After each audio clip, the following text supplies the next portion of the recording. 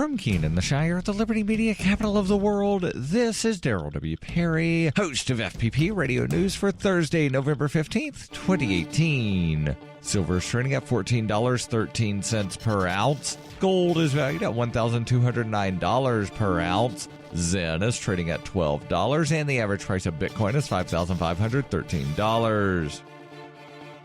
Antiwar.com reports a new report from Brown University is aiming to provide a close estimate of the overall cost to the U.S. government of its myriad post-9/11 wars and assorted global wars on terror. The estimate is that $5.933 trillion has been spent through fiscal year 2019. This is, of course, vastly higher than official figures, owing to the Pentagon trying to oversimplify the cost into simply overseas contingency operations. It is only when one considers the cost of medical and disability care for soldiers and future such costs, along with things like the interest on the extra money borrowed for the wars, that the true cost becomes clear. That sort of vast expenditure is only the costs and obligations of wars so far, and with little sign of them ending, they're only going to grow. In particular, a generation of wars is going to further add to the medical cost of veterans being consistently deployed abroad. Starting in late 2001, the U.S. has engaged in wars in Afghanistan, Iraq, Syria, Pakistan, Yemen, and elsewhere around the world.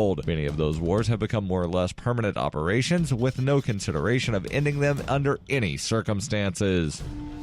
Zencash has changed their name to Horizon to better represent their transition from a cryptocurrency to a pioneering platform that protects consumer data. They're working towards the day when anyone will be able to build privacy-based applications on the Horizon platform and generate income from them. This will allow Horizon to bring thousands of real-life services to the community. Learn more at horizon.global and join the Horizon community. HORIZEN.global.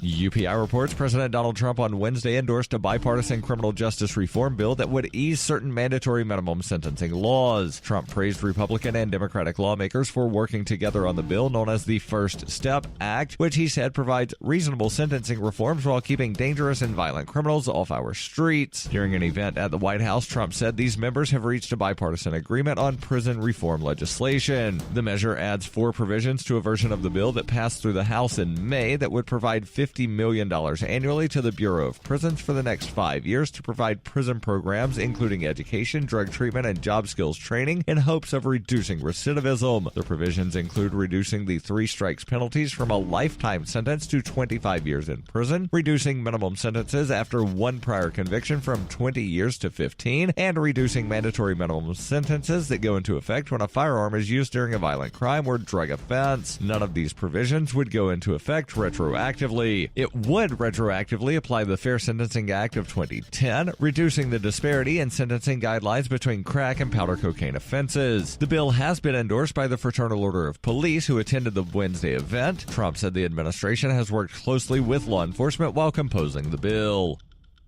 Born into a devastating world and raised among the crowd, the Cloudwalker assumes a new identity and begins the unrelenting quest for truth. In this epic journey, he discovers dark secrets about aspects of his previous life that he once trusted. Through the journal of the Cloudwalker, he shares both the traumatic hardships and the eternal beauties of his experiences. Fueled in the beginning by his unsettling thoughts and emotions, he learns how to find peace with everything he has woken up to. Dear Society by the Cloudwalker is available from Amazon.com and all major bookstores.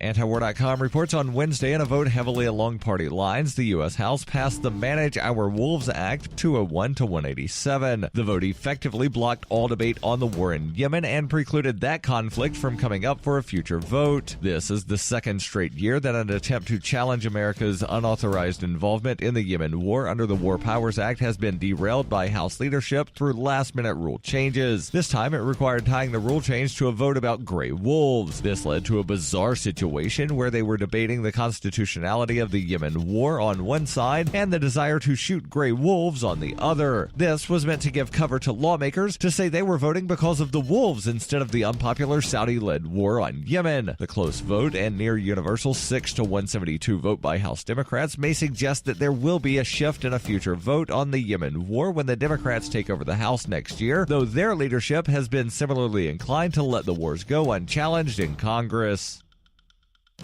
This has been FPP Radio News, online at FPPRadio.com.